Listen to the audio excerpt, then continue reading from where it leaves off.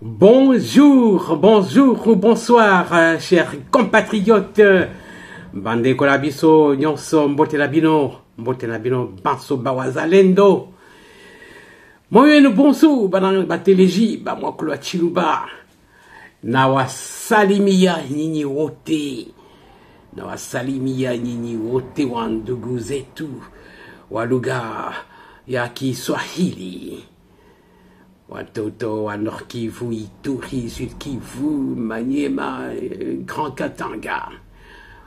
Voilà. Aujourd'hui, Bampangi na beto, mbote na beno, beto kele nansai. Beto kele nansai a kuzabisa benuti, betu me longa. Voilà, chers compatriotes, je retourne à la langue officielle. Si nous avons le sourire comme ça, c'est que les nouvelles sont bonnes, ou les nouvelles sont dans le sens d'aller vers la victoire, dans notre intérêt, chers compatriotes. Voilà. Ce soir, deux sujets seulement. L'exposé des faits, ou l'exposé des motifs pour lesquels le Sénat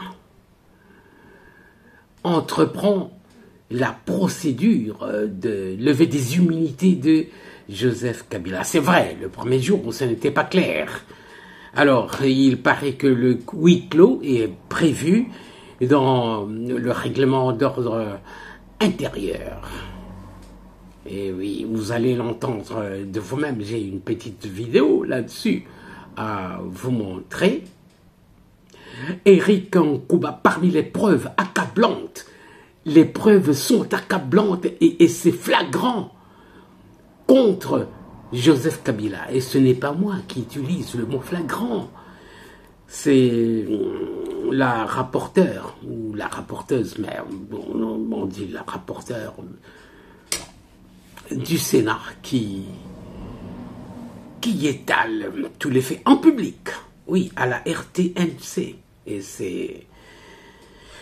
Et c'était en direct. Hein. Mais après, il y a eu le huis clos pour qu'il puisse voilà, décider là-dessus. C'est tellement flagrant qu'il n'est pas possible de sauver Joseph Kabila. Comment sauver, même si on est corrompu par des millions, pour certains, parce que c'est des rumeurs qui courent. Voilà, il sera très difficile de sauver Joseph Kabila.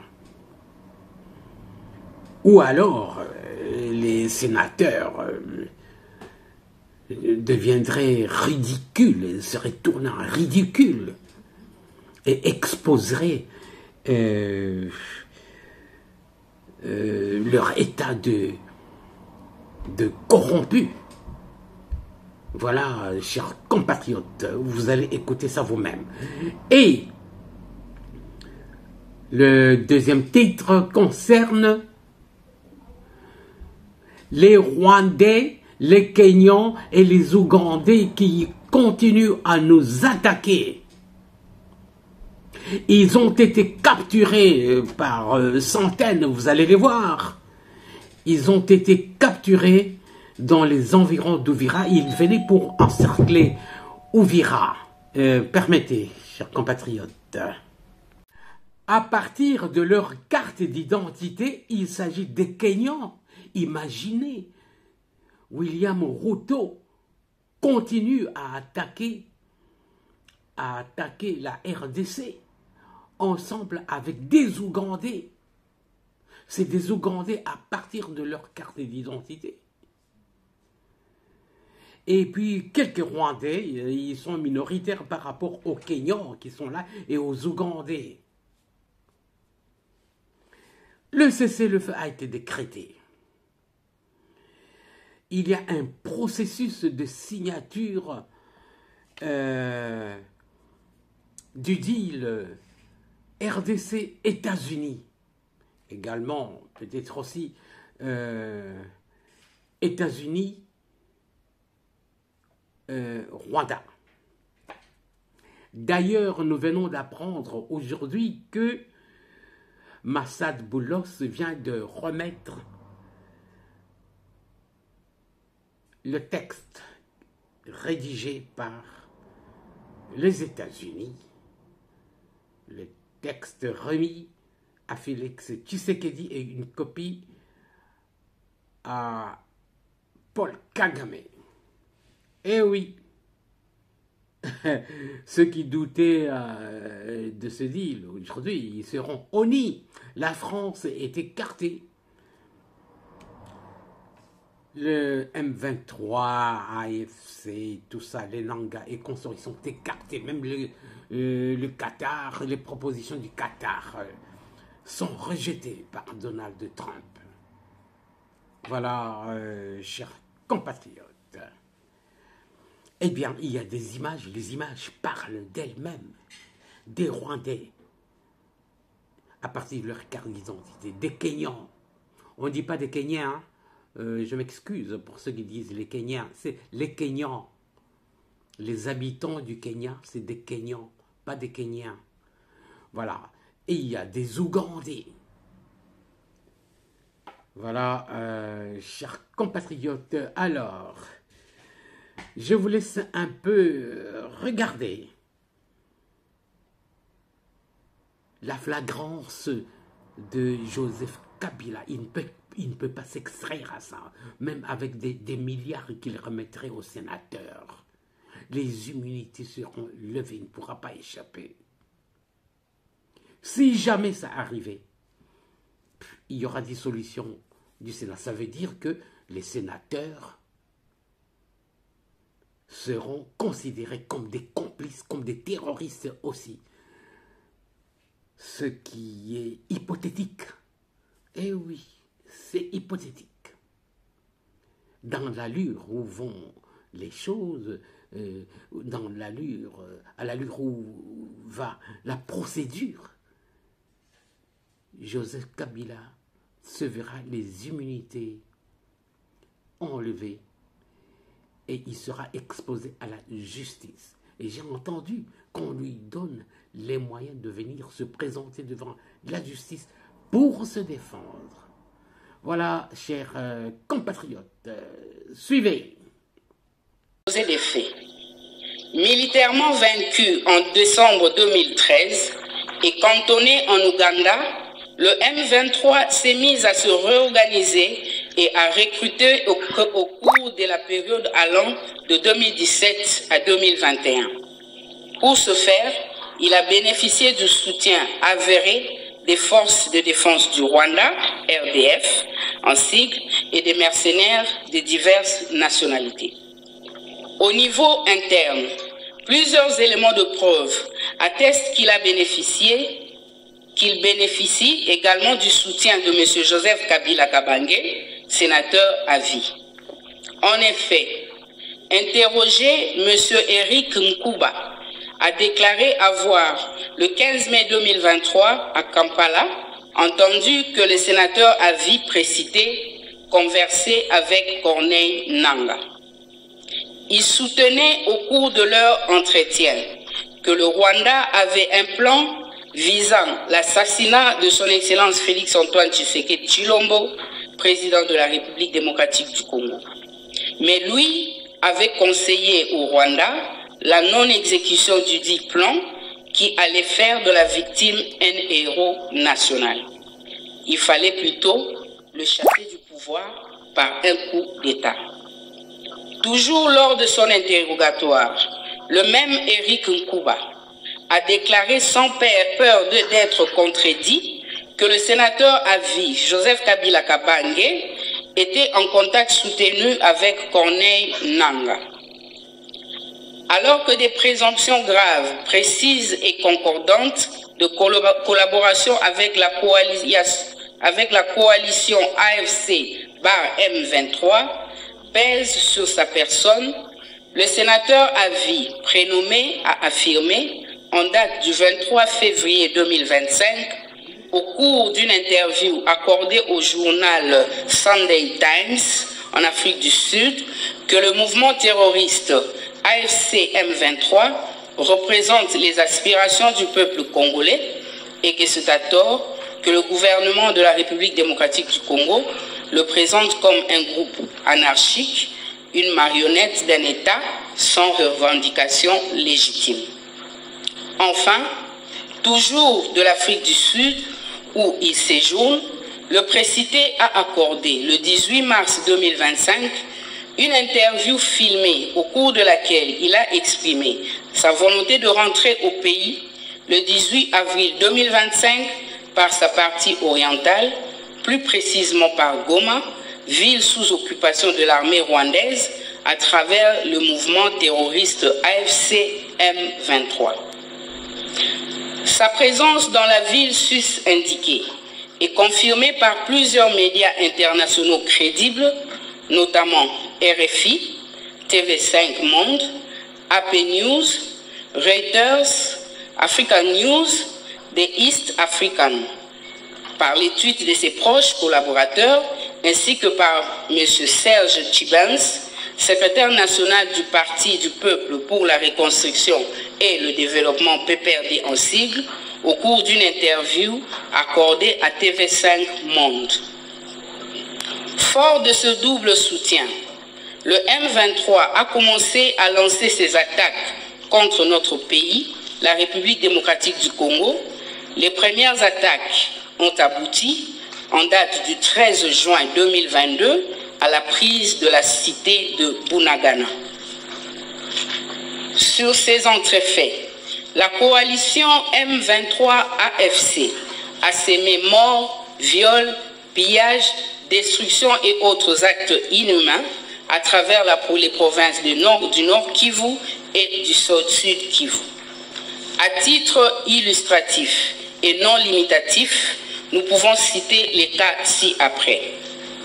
Largage le 6 mai 2024 des bombes sur les sites des déplacés de Lushangala, dans la ville de Goma, et dont les éclats ont causé la mort de 31 personnes et grièvement blessé 21 personnes.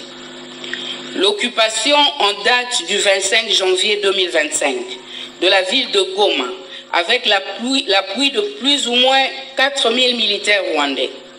Le bilan de cette occupation s'élève à 8000 personnes tuées, dont certains ont été brûlés à la prison centrale de Munzenze. Le 27 janvier 2025, à 11 h, les éclats d'une bombe larguée sur leur maison, située dans un des quartiers de la ville de Goma, blessent grièvement une jeune femme à l'œil. Atteinte de façon irréversible, sa nièce encore petite a définitivement perdu la vue, selon les médecins de Goma. Le 28 janvier 2025, destruction de la maison et pillage de plusieurs biens de valeur d'un journaliste éditeur résident de Goma, notamment des appareils électroniques, des vêtements, des bijoux, des téléphones, ainsi qu'une somme de 1200 $ américains. Le 14 février 2025, l'occupation de la ville de Bukavu, suivie de plusieurs exactions à l'endroit des populations civiles, notamment des viols, pillages, massacres et libération de tous les détenus de la prison centrale. Les actes et les propos ci-dessus exposés attestent sans conteste que M. Joseph Kabila Kabange, ancien président de la République du Congo élu, sénateur à vie et non seulement à la base de la création de l'AFC, mais légitime aussi le mouvement terroriste AFC M23 et surtout approuve et encourage tous les actes odieux commis par les membres de la dite coalition. De la qualification des faits et lois applicables. Dans leur confrontation au droit, les faits si haut relatés et reprochés à M. Joseph Kabila Kabange sont constitutifs des infractions ci-dessous. 1. Participation au mouvement insurrectionnel en assurant les communications des insurgés, infraction prévue et punie par les articles 136 et 137.3 du Code pénal militaire. 2.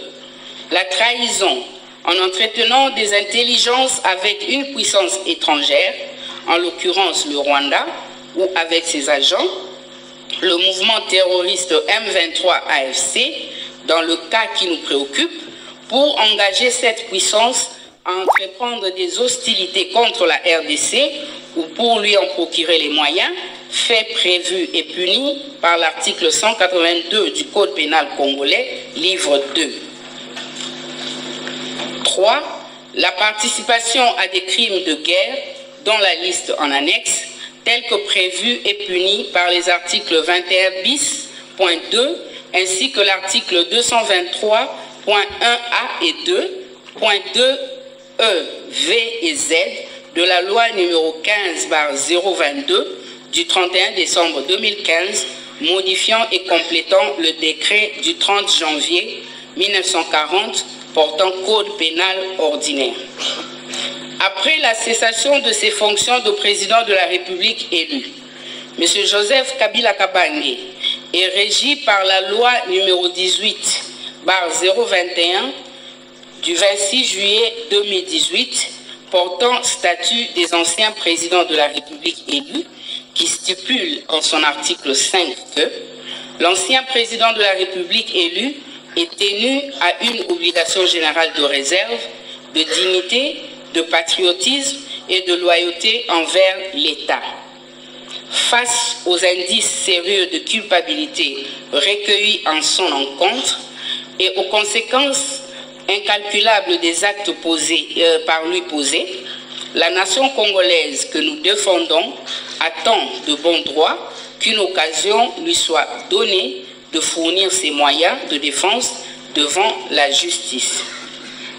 Par ces motifs, qu'il plaise au Sénat de lever les immunités et d'autoriser les poursuites à charge de M. Joseph Kabila Kabange, sénateur à vie, pour participation à un mouvement insurrectionnel, trahison, participation à des crimes de guerre et crimes contre l'humanité, conformément à l'article 107, alinéa 2 de la Constitution qui dispose « Aucun parlementaire ne peut, en cours de session, être poursuivi ou arrêté, sauf en cas de flagrant délit, avec l'autorisation de l'Assemblée nationale ou du Sénat selon le cas. » Fait à Kinshasa, le 30 avril 2025, l'auditeur général près la haute cour militaire, Likulia Bakumi Lucien René, lieutenant général.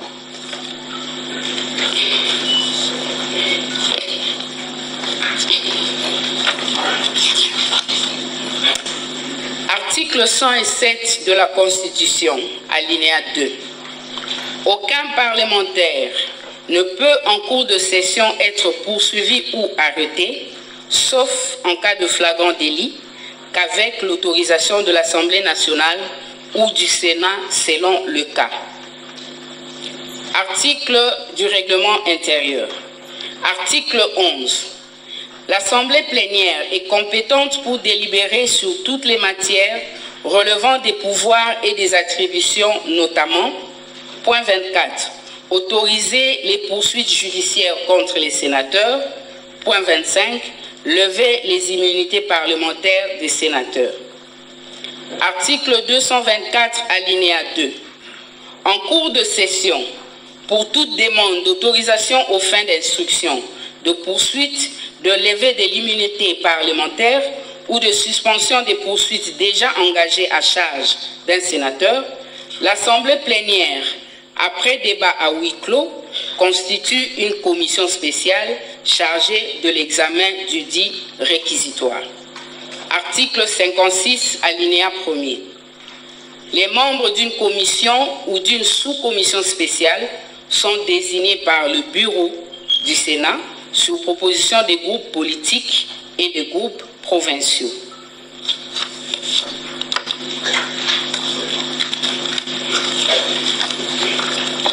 Oui, merci, honorable rapporteur. Honorable sénateur et chers collègues, vous venez de suivre la lecture des deux réquisitoires ainsi que des articles de la Constitution et du règlement intérieur. Et sur ce, Je décrète un huis clos.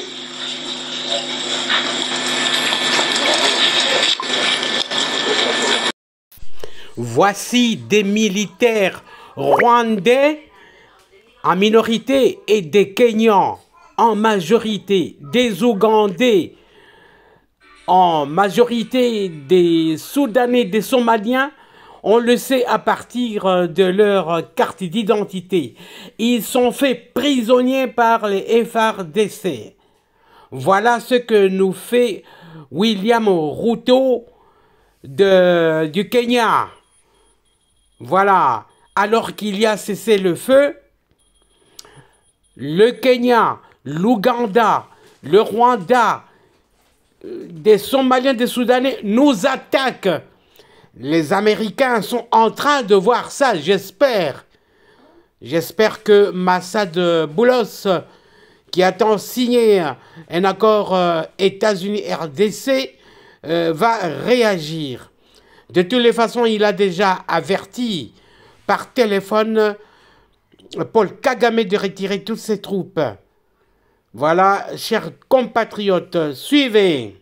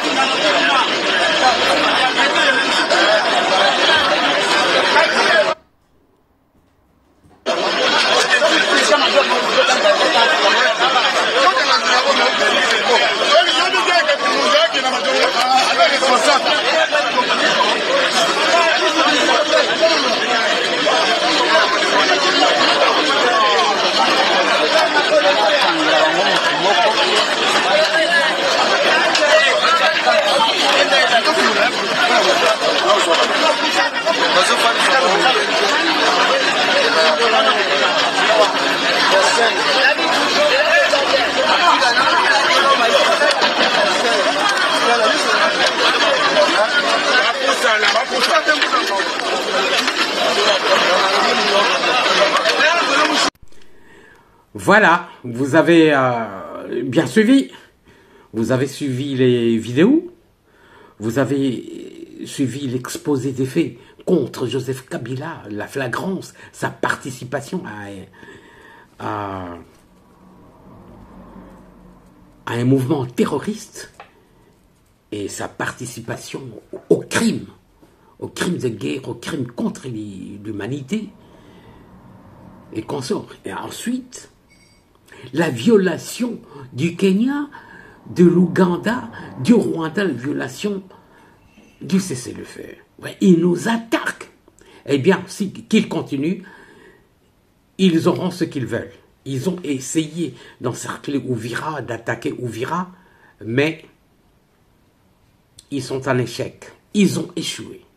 Voilà. Le texte a déjà été remis. Peut-être qu'ils font ça dans le sens d'influencer le non-événement du deal États-Unis RDC, mais c'est trop tard, c'est trop tard. Les textes ont déjà été remis au président Félix Tshisekedi et une autre partie du même texte au président rwandais Kagame. Voilà, chers compatriotes, nous allons finir par ici et nous disons Ingeta, donc la victoire est à nous. A Vittoria e certa. la victoire est certaine. Que Dieu bénisse la République démocratique du Congo.